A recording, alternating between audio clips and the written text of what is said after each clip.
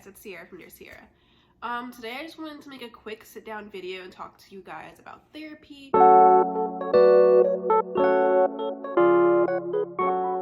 Obviously a huge portion of my channel and a huge portion of just like Dear Sierra in general is mental health advocacy. I just want to talk about how to go about accessing therapy, how to start therapy, where to look, resources and things like that. So there are certain resources that are kind of available to everyone that people just like aren't aware are available.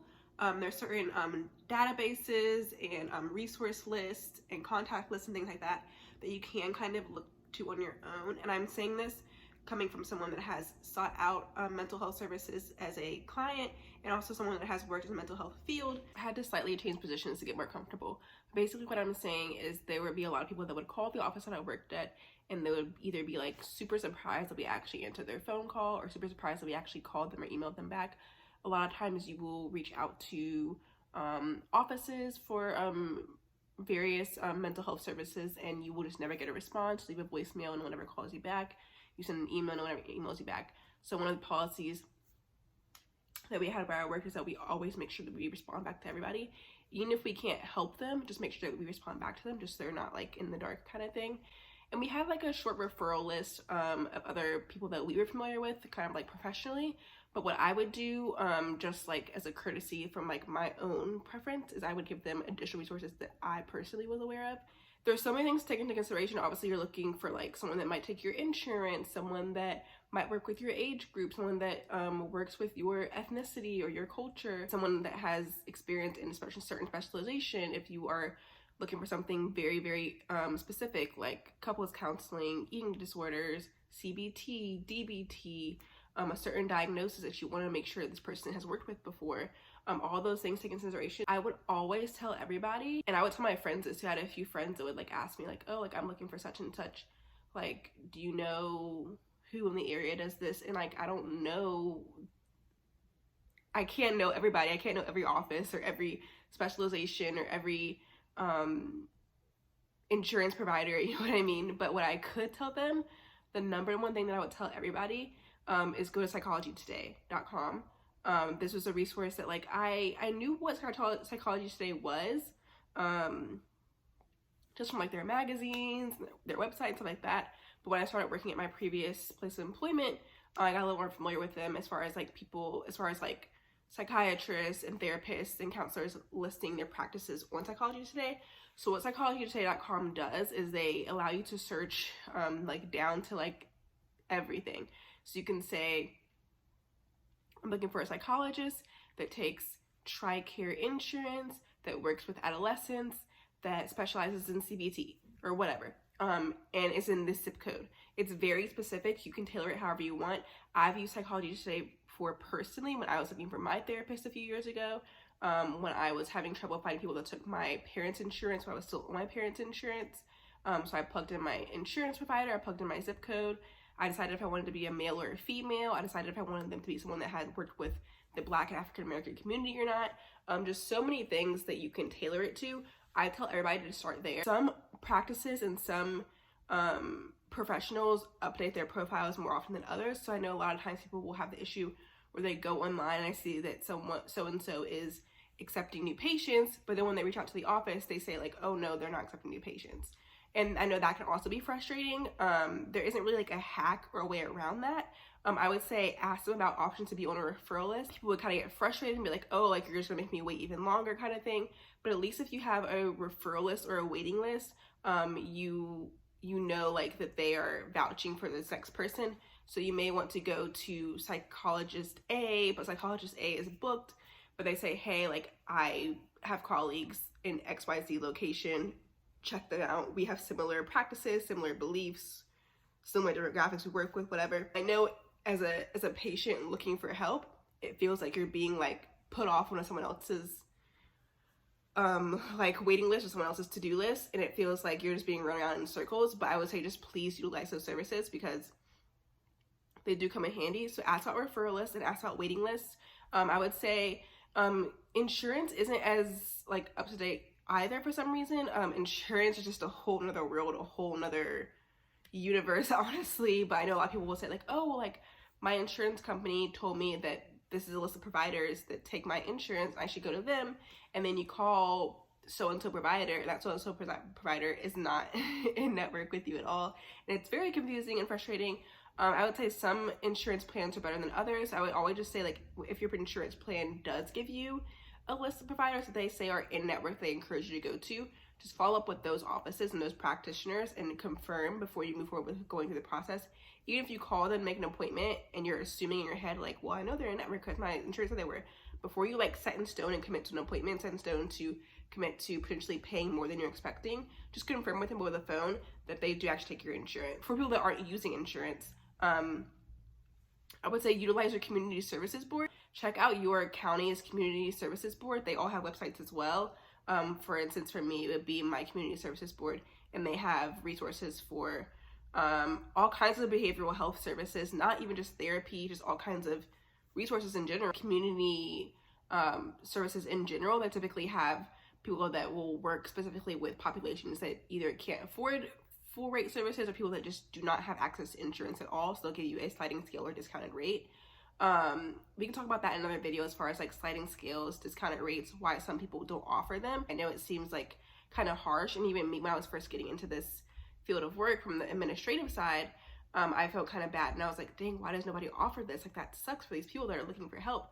But it just gets, it gets so nuanced. There are those resources that sometimes go unused because people aren't accessing them. Social services is usually confused a lot with like therapeutic services or behavioral health or psychiatry or psychology. It is different, but definitely those people can put you in touch with people that are working from the more like community centered side of things. If you are already like aware of or in touch with social services in your area, I would say it's definitely more than fine to use them as a go-between to put you in contact with therapists or psychiatrists that will also be able to provide services on a community centered basis. I will say for a lot of those services, they do kind of work.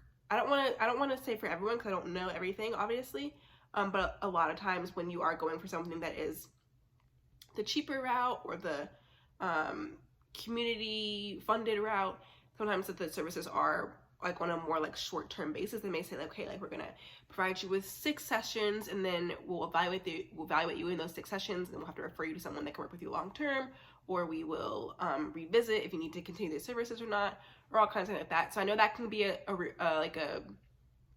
roadblock for people also, but don't let that discourage you. Honestly, getting in the door and getting those initial sessions in is so important. And I know 6 sessions seems like such little, especially when you're warming up to therapy for the first time. You may feel like, man, like, am I even gonna warm up to this person and feel comfortable talking to this person to probably like session 3 or 4?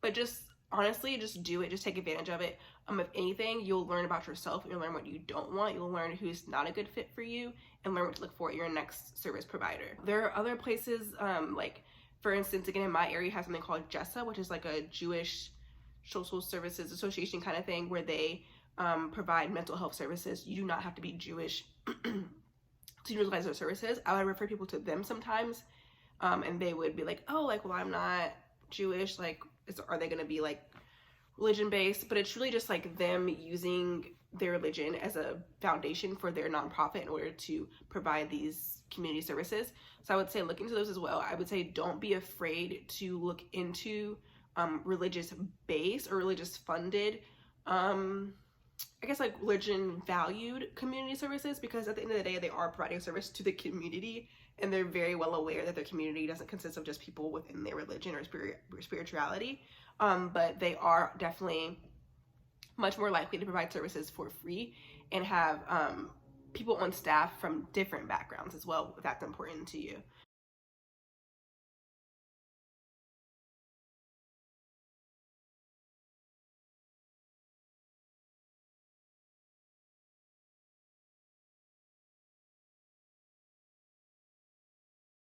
Any kind of like hospital or medical groups, you can take advantage of those as well. A lot of times people are like, oh, well, that's like more serious. Like, people kind of assume that like if you're going to a hospital for behavioral services, then you're like gonna be locked into the psychiatric ward, or you're gonna be in a residential day program or whatever.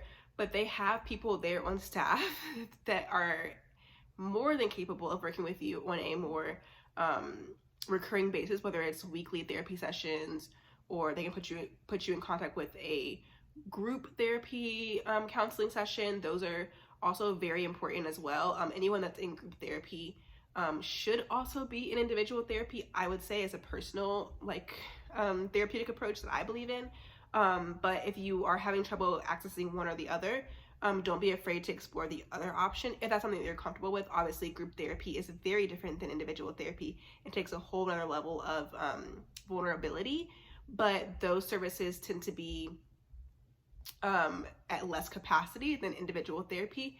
And a lot of times those providers that are providing group therapy also provide individual therapy probably somewhere else. Like they may work at the hospital and provide group therapy, but they may also have a private practice where they provide individual therapy. So we kind of have to get creative with the way that you are searching out the providers themselves. And then once you're able to identify who the providers are or who the practices are or what practices are accepting new patients, then you can kind of go around the long way to get in contact with them. I just think it's so important because it now more than ever, especially with virtual therapy and telehealth and stuff like that, it shouldn't be so inaccessible. I want people to understand and be aware of all the ways that they do have access to these services. And I don't want to really vouch for any apps or things like that, just because I haven't personally used them. If I'm being totally honest, I've heard very mixed reviews about some of the virtual therapeutic apps and stuff like that. I don't want to name drop or anything like that or say anything demeaning because I just don't know. But I will say that a lot of these providers that do have brick and mortar standing offices are also offering telehealth services as well. I would say be very careful, because if you are working with a therapist and you move out of state, you do have to ethically and legally not see them anymore. You also have to be physically in the location of your state when you are seeing someone. So if I, for example, live in Virginia and I find an amazing therapist that's in Maryland and I'm driving to see her for services, that may be one thing if I'm going to see her in her office in Maryland. My camera keeps cutting off, but I was saying that if I were to see a therapist in Maryland and I live in Virginia, I could go drive to her and see her at her office location. But if I wanted to switch to telehealth therapy, I would not be able to be in my home in Virginia and have her ethically and legally provide services to me unless she's also licensed in the state of Virginia as well, which the likelihood of your therapist being licensed in multiple states, or at least specifically the two states that you're interested in, is pretty rare. And then they're not gonna be able to just quickly go do some 5-minute test and then be licensed in your state to help you. So keep that in mind with telehealth. For emergency purposes and client safety purposes, they cannot work with a client that's not physically in the location where they are licensed. And we can talk about that in another video also. Another resource, there's plenty of resources, just a matter of accessing them and how accurate they are, and kind of persevering after you don't hear back or after you get a no or whatever. Which I know is really hard, especially when you're already dealing with mental health and it can already be so difficult and debilitating anyway. And then you're conjuring up the last strength you have to ask for help, which is a very vulnerable and courageous thing to do. And then being told oh no, can't help you, or not getting a response at all. I know that can be very discouraging. And like I said, I've been on both ends of it multiple times. So I get it. For example, there's, I think it's called Therapy for Black Girls. One of my girlfriends told me about it years ago, and I went on their website when I was revisiting going to therapy a few years ago, and I put in my state, I put in my insurance. I think it's not as user friendly as Psychology Today, but I think you can at least filter by state and maybe filter by insurance. And I found some providers, but a lot of the providers that I ended up clicking on their profiles, their websites, they ended up being full or not accepting new patients. So it was okay, I have this database here, but no one here is taking new patients. And then I was let me just look them up elsewhere. So I think you can take those resources, take Therapy for Black Girls, for example, and say you find a list of maybe 5 therapists that you read their profiles. You're I think I'm interested in them. I would encourage you to then take their name and then type it into Psychology Today, or take their name and go directly to their website link, and email them or call them that way. Because sometimes when you're on so many different databases and so many different referral lists, not all those people have the most up-to-date information on you. So maybe they have changed what demographic they work with. Maybe they have changed which insurance they accept. Or maybe they have changed their hours of operation, you know? And again, with telehealth, a lot of providers are able to take on more clients now because they can be more flexible in how they structure their day.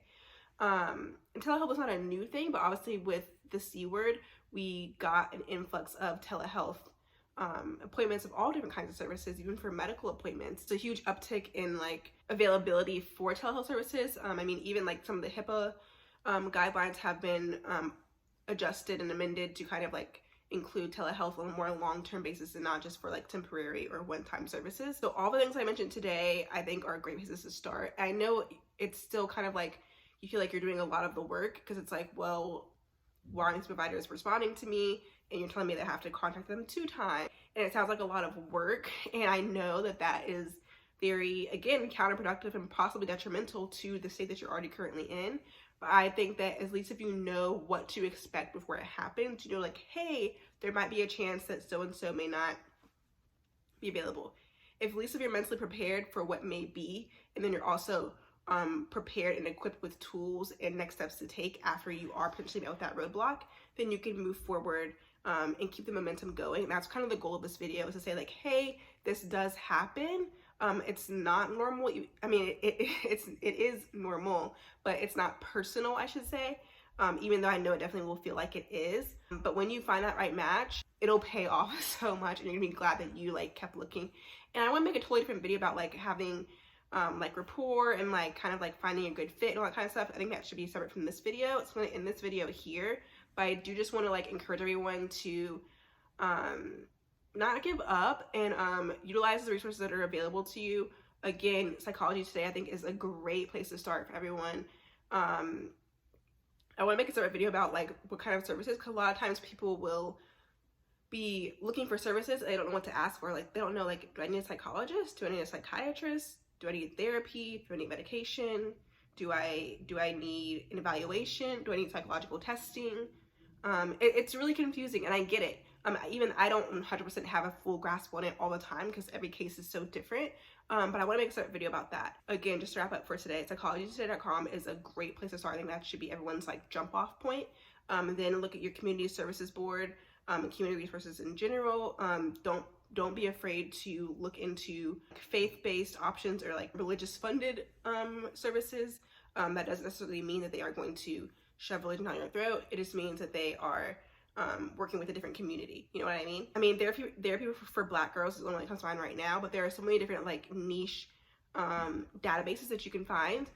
Go to your insurance, but when you do go through your insurance, please make sure that you confirm with the provider at the time of scheduling that they do in fact take your insurance, because that does happen to a lot of people where they're given the wrong information or outdated information. So I don't think that going through insurance is a bad idea by any means, but just please confirm so you're not blindsided when you get that bill. And then again, don't be afraid to follow up with people. Don't be afraid of asking for a referral list or asking to be put on their waiting list. I know a lot of times people think that, oh, I'm gonna be on this waiting list and then you guys are never gonna talk to me ever again. It's just gonna be this fake list that like doesn't exist. A lot of places do truly have waiting lists.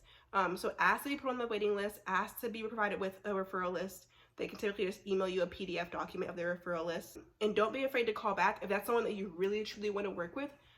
It's definitely the office's job to reach back out to you when they have availability if you ask to be contacted, but don't be afraid to be proactive and call back and check in from your side as well. I just want everyone to know that there's enough services to go around. Obviously, we do need to employ more providers in probably every field, but there are a lot of these little pockets of resources that are not tapped into that I think people just aren't aware of and don't know how to access them or how they really work, you know? And with technology these days, it can be so easy if it's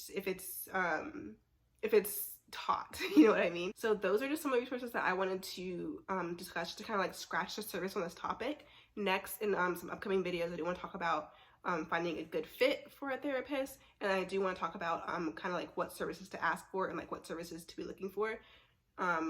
If your provider asks, or if you're calling an office, you don't know what to ask for, you don't know what kind of services to look for, or what type of professional title you're looking for.